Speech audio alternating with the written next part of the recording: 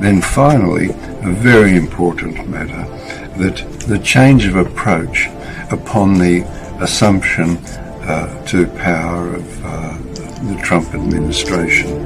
The Obama administration decided, along with the prosecutors in the Department of Justice, not to pursue, not to charge Julian because it embarrassed the First Amendment.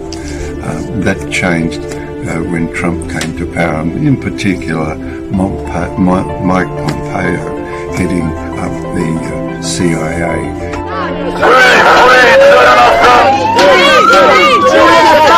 I think too few journalists have woken up to the fact that this really is the sort of freedom of speech. It is the case of our times, relating to the ability of journalists to report on things that governments don't want us to hear. And if our job is to, try and hold power to account, if Julian is sent to America, then the implications for newspapers and other journalists are absolutely immense.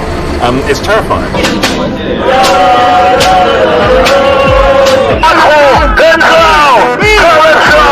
That they only wanted to hear part of his testimony, and they are objecting to the fact that objecting to the witnesses being able to talk about being tortured by the CIA. Julian Assange! Please! Julian Assange! Please!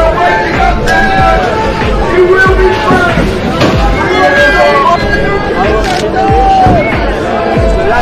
This afternoon it was Thomas Durkin.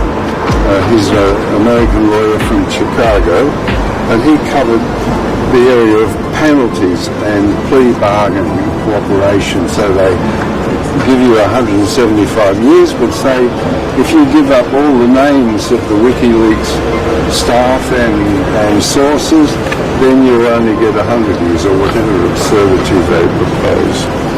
The nomination of sources is a controversial problem for journalists. You never nominate your sources, you always protect them.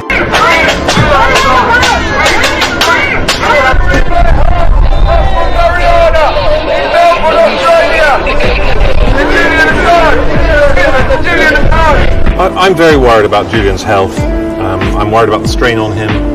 He's had some level of incarceration now, really since 2010. I think the pressure on him is enormous. I think the sense that he's not receiving a fair trial and the sense of injustice. He's been kept in solitary confinement for far, far too long now. I think this is what really worries me, is the effect it's having on him personally. I think he overwhelmingly feels a sense of injustice for somebody who gets out of bed every morning, or that's what he did, feeling he was doing a public service.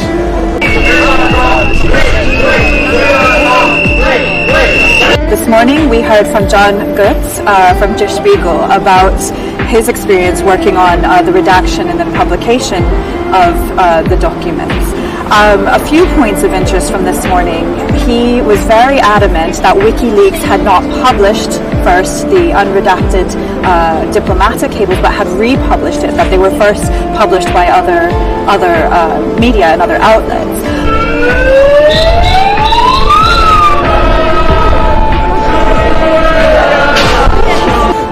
What also worries me is in prison during lockdown, during the COVID crisis, he hasn't had proper access to his lawyers. He hasn't got proper access to a telephone. He complained about this. He phoned me a couple of months ago, and he complained about the difficulty he had in trying to follow the news about his case, communicate with his lawyers.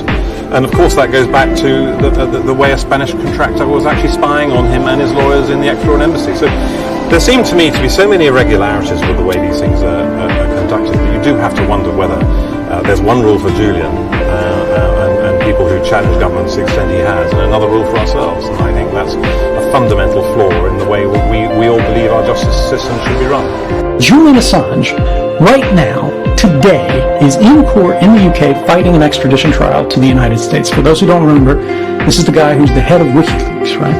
And he really fell out of favor in 2016 because he published the Hillary emails and everything like that, or Podesta emails. But he's not being charged for that. The extradition trial has nothing to do with that.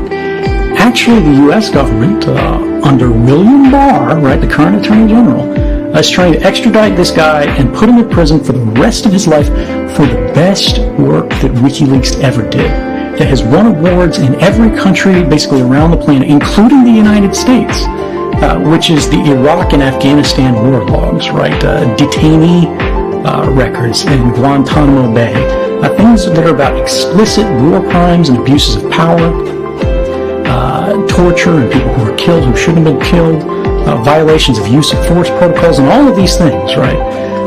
And this could all be made to go away if William Barr, the Attorney General, simply dropped the charges. And he should. Why isn't he? Julian Assange has literally been tortured.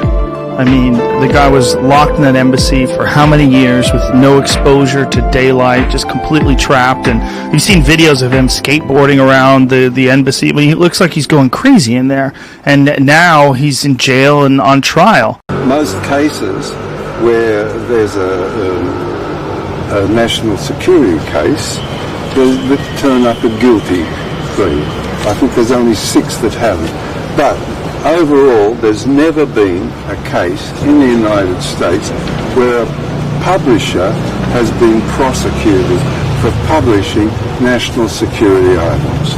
Never been a case. This is the first one.